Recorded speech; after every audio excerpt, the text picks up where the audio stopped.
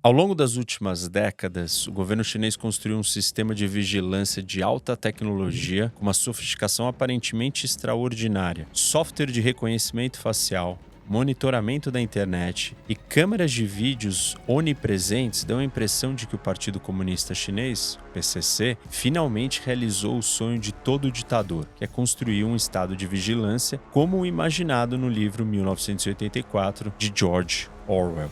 Uma rede de vigilância de alta tecnologia agora cobre todo o país. E a potência desse sistema foi plenamente exibida em novembro de 2022, quando protestos nacionais contra os bloqueios da Covid na China chocaram o partido. Embora os manifestantes tenham sido cuidadosos ao esconder seus rostos com máscaras e chapéus, a polícia usou dados de localização dos telefones celulares para rastrear eles e depois mandou milhares para a prisão. Mas, na verdade, o estado de vigilância de Pequim não é apenas uma conquista tecnológica. Ele também depende de uma organização offline baseada em um verdadeiro exército de espiões, agentes e informantes. Eu tenho certeza que esse vídeo aqui vai te deixar preocupado com a sua privacidade online. Se você quiser garantir que você não está sendo vigiado na internet, você tem que fazer que nem eu e usar o Surfshark para proteger as suas informações e permitir que você acesse a internet de qualquer país, em qualquer lugar do mundo. Se você não sabe o que é VPN, pensa assim, é um jeito de criptografar, de proteger o seu caminho na web. Ou seja, os servidores não vão saber quem é você e onde você está.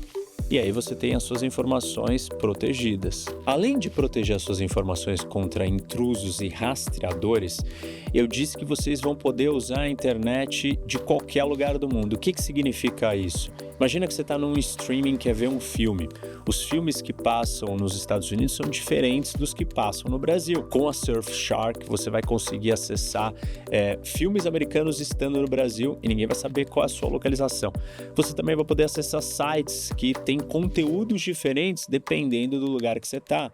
Por exemplo, sites de compras ou de passagens aéreas e vários outros. A Surfshark, ela conta com mais de 3.200 servidores espalhados em mais de 100 países, ou seja, internet de alta velocidade em todos os lugares. Funciona na maioria dos dispositivos, computador, celular, tablets, e já foi premiada como a VPN mais segura de todas. E melhor de tudo, você só precisa de uma conta na Surfshark e você consegue proteger todos os seus dispositivos, não importam quantos sejam. Além da VPN, a Surfshark tem o serviço da Surfshark One, que engloba um antivírus, alerta contra vazamento de dados e uma proteção para todas as vezes que algum site quiser usar a sua webcam sem a sua autorização.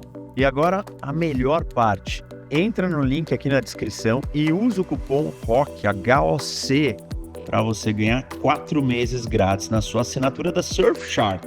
Isso mesmo, 4 meses extra no seu plano. Bom, gente, clica aqui no link da descrição, usa o cupom do ROC, meu cupom, e assina a Surfshark.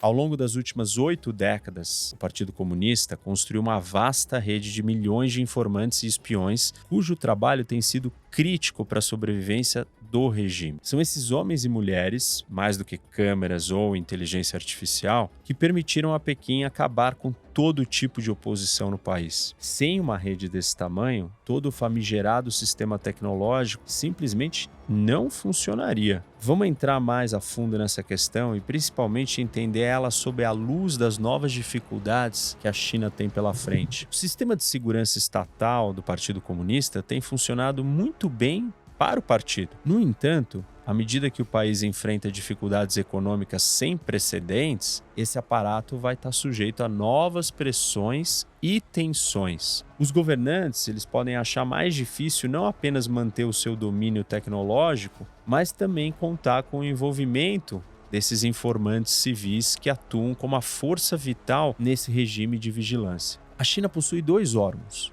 ou agências de inteligência e espionagem. Ambos estão em ministérios. Ao Ministério da Segurança do Estado, sigla em inglês MSS, responsável por espionagem externa e contra-inteligência interna. Ele não espiona os cidadãos chineses, exceto quando são suspeitos de ter conexões estrangeiras. Já a segunda agência, a Unidade de Proteção de Segurança Política, dentro do Ministério da Segurança Pública, que a sigla em inglês é MPS, é a responsável pela vigilância interna. O MPS inclui unidades especializadas, bem como policiais de patrulha de linha de frente. Há uma divisão clara de trabalho entre o MSS e o MPS, e eles recrutam informantes separadamente. Pequim não publica informações atualizadas sobre o MSS, embora tenha divulgado há uma década que o número total de policiais uniformizados era de cerca de 2 milhões. Hoje, é provável que esse número seja moderadamente maior devido a um orçamento maior para a segurança interna. A partir de agora, eu vou elencar para vocês diversos dados sobre esse aparato de segurança. Boa parte deles provém de análises de especialistas em orçamento do governo chinês ou de vazamentos de dados sigilosos. Vamos lá. Construir um aparato de vigilância é uma tarefa complexa para uma ditadura. Gerações de governantes chineses têm tentado encontrar um equilíbrio delicado entre tornar a polícia secreta poderosa o suficiente para fazer seu trabalho, mas não tão poderosa a ponto de ameaçar o próprio regime. Embora os chineses tenham tido sucesso nessa tarefa, o aparato de segurança resultante não saiu barato. Em 2022, Pequim gastou 1,44 trilhão de yuans, cerca de 202 bilhões de dólares em segurança interna. Uma categoria de despesas que cobre a Polícia Regular, o MSS, a Polícia Armada do Povo, tribunais, procuradores e prisões. Pra vocês terem uma ideia, esse valor é bem próximo do que a China gasta com defesa externa, seu exército, enfim, Forças Armadas. É provável que esse valor aumente à medida que Pequim expande e atualiza seus programas de reconhecimento facial, o Skynet e o Sharp Eyes. Nenhum desses dois é barato. Quando o Sharp Eyes foi lançado em 2016, Pequim gastou 300 bilhões de yuans, pouco menos de 50 bilhões de dólares, apenas em hardware e instalação. Para evitar criar um rival para o seu próprio poder, o Partido Comunista distribuiu as tarefas de vigilância para diferentes unidades nas forças de segurança e outros atores afiliados ao Estado. Algo comum em ditaduras. Putin, por exemplo, faz o mesmo. Esse arranjo organizacional, ele possui duas vantagens distintas. Primeiro, ele impede a formação de uma polícia secreta poderosa que possa controlar o fluxo de informações e se tornar uma ameaça ao partido. Segundo, ele permite que o partido se beneficie do envolvimento de empresas estatais, universidades e outras entidades que canalizam informações para o governo, sem aumentar o tamanho da polícia secreta. Mas esse modelo ele requer uma coordenação bem apurada, estreita. Então o Partido Comunista mantém um comitê político-legal que vários órgãos participam e tem responsabilidade geral pela segurança interna em todos os níveis do Estado. O partido controla ainda mais o Estado, colocando oficiais do Partido Comunista em todas as unidades de segurança e impondo um limite de 5 anos para o mandato dos principais chefes de segurança, incluindo ministros do MSS e do MPS. Na antiga União Soviética e na Alemanha Oriental, não existiam esses limites. Não surpreendentemente, os chefes da polícia secreta nesses regimes acumulavam um poder imenso. Falando um pouco sobre os problemas que os chineses enfrentam nessa área, restrições de financiamento limitam faz tempo a capacidade do Partido Comunista de manter uma grande força de segurança interna, assim como uma rede de polícia secreta de elite bem paga e bem equipada. Uma comparação com a Stasi da Alemanha Oriental é bem interessante. Antes da queda do Muro de Berlim em 1989, a Stasi era a maior força policial secreta do mundo em termos relativos, com um oficial para cada 165 cidadãos da Alemanha Oriental. Além disso, a Stasi tinha 189 mil informantes, cerca de 1,1% da população. O número de oficiais de proteção de segurança política da China responsáveis pela vigilância interna é, obviamente, secreto. Mas os dados coletados que vazaram sugerem que há apenas de 60 mil a 100 mil deles. O que significa que nós estamos falando no máximo de um oficial para cada 14 mil cidadãos chineses. Como consequência, o Partido Comunista precisa de uma grande presença organizacional em instituições sociais e econômicas afiliadas ao Estado, bem como em comunidades locais, para recrutar um grande número de informantes. Esses cidadãos podem espionar os seus colegas ou vizinhos, e como a participação é garantida por coerção ou outros incentivos, eles não custam tanto assim para o Estado. Dados vazados de 30 governos locais mostram que entre 0,73% e 1,1% da população da China, estamos falando de mais ou menos 15 milhões de pessoas, atuam como informantes. Além desse número, a polícia regular e a polícia secreta mantêm redes separadas de espiões remunerados e informantes não pagos, cujos números exatos continuam mantidos em sigilo. O número de informantes em comunidades e locais de trabalho varia de acordo com as necessidades e a discrição das autoridades locais. Em algumas universidades, por exemplo, cada sala de aula tem um informante que fornece um relatório quinzenal ou mensal a um responsável que geralmente é um funcionário do partido. As informações ou inteligência geradas por informantes incluem atualizações sobre as atividades de membros de cultos proibidos e grupos religiosos clandestinos e sobre a reação pública a grandes políticas governamentais ou eventos políticos. A análise das informações geradas por cada um desses informantes mostra que apenas 40% deles são ativos. No entanto,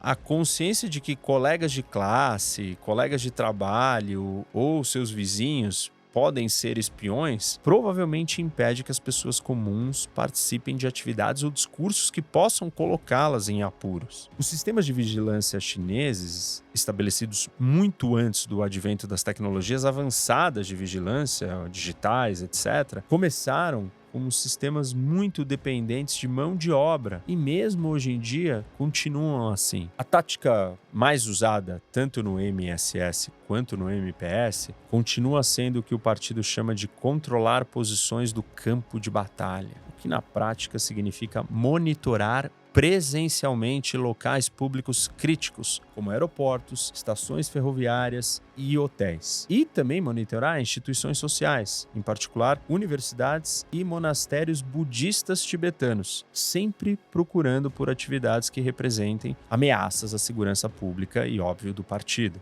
Tipicamente, controlar essas posições de campo de batalha envolve inspeções presenciais frequentes por parte da polícia para garantir que esses locais públicos estão mantendo os registros e relatando, identificando, armazenando as identidades e transações dos seus clientes, no caso, a população da China. Por exemplo, a polícia frequentemente inspeciona cybercafés para confirmar que os proprietários estão registrando os cartões de identificação dos seus clientes. Dados e informações vazadas sugerem que cerca de 40% do pessoal de inteligência especial recrutado pela polícia é designado para funções de controle de campo de batalha. A tecnologia, com os sistemas de informação digitalizado e as câmeras de vídeo, ela desempenha um papel complementar, mas amplamente secundário nessa história. Outra tática de vigilância eficaz é intimidar e monitorar pessoas que o PCC, o Partido Comunista, classifica como indivíduos-chave.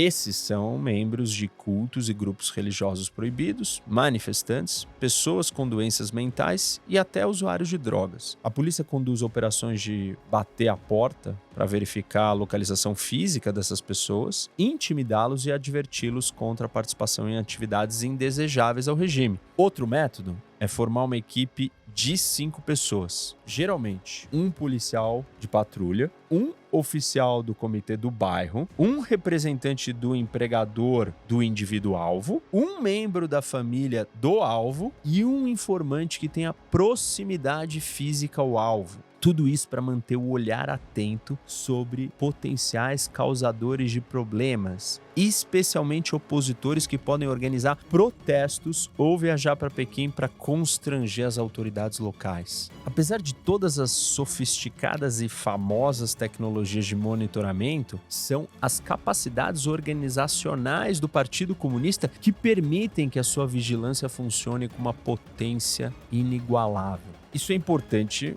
porque nós notamos nesse modelo, não é exportável para autocracias menos organizadas, com um alcance superficial em suas sociedades e economias. Para vocês entenderem melhor esse ponto, assistam o vídeo aqui no canal que eu falo sobre autocracias revolucionárias. E aí vocês vão entender a diferença, né, dessas autocracias e a amplitude de controle que um modelo pode ter em relação ao outro. Enfim, essas ditaduras mais fracas, né, menos profundas, com menos penetração na sociedade, elas podem importar o hardware chinês, mas elas não conseguem importar o sistema de Pequim, o que significa que é improvável que elas desenvolvam capacidades de vigilância tão eficientes quanto. O estado de vigilância da China foi crucial para prevenir o surgimento de uma oposição organizada ao Partido Comunista na era pós-Tiananmen. Mas a estabilidade política também foi um produto dos níveis geralmente altos de crescimento econômico do país. O estado de vigilância chinês ainda não foi testado em um ambiente econômico desfavorável, mas tal ambiente está começando a surgir. A bolha imobiliária estourou e aproximadamente 1 em cada 5 jovens está desempregado agora no país. E para completar, o bônus demográfico da China acabou de vez. Então, a situação demográfica é muito desfavorável para o desenvolvimento econômico do país. Enfim, esses problemas econômicos vão afetar a estrutura fiscal, o orçamento do Estado, o dinheiro que o Estado vai ter disponível e, nesse caso, principalmente, o quanto que vai sobrar para Pequim gastar com os crescentes custos de manutenção e atualização desse sofisticado sistema de vigilância de alta tecnologia. Isso pode ser um problema em particular para os projetos Skynet e o Sharp Eyes, que são financiados por governos locais endividados e, portanto, provavelmente vão enfrentar desafios crescentes nos anos de vacas magras que estão por vir. O impacto de uma crise econômica prolongada também vai criar 2 problemas para o aparato de vigilância offline chinês. Primeiro, o desemprego, a queda na renda e a diminuição das oportunidades vão aumentar a insatisfação do povo, aumentando a carga sobre os serviços de segurança à medida que mais pessoas vão se envolver em atividades que o partido considera ameaçadoras. Ou seja, vai ter mais gente insatisfeita e o partido vai precisar de mais informantes ainda e uma estrutura ainda maior para lidar com mais pessoas ameaçando ou tentando contra o partido. Em segundo lugar, o crescente descontentamento vai dificultar o recrutamento de novos informantes. Um estado de vigilância em declínio vai trazer diversas questões aos governantes chineses. Pequim pode decidir tratar melhor seus cidadãos na esperança de que isso limite os protestos. Alternativamente, os líderes do país podem exigir menos do aparato de segurança, que atualmente visa muitas pessoas que representam pouca ou nenhuma ameaça real ao governo do partido. Mas o resultado mais provável é que, quando a repressão branda, através dessa vigilância, falhar, o partido vai começar a usar a repressão dura. O estado de vigilância, então, pode ser substituído por algo muito pior.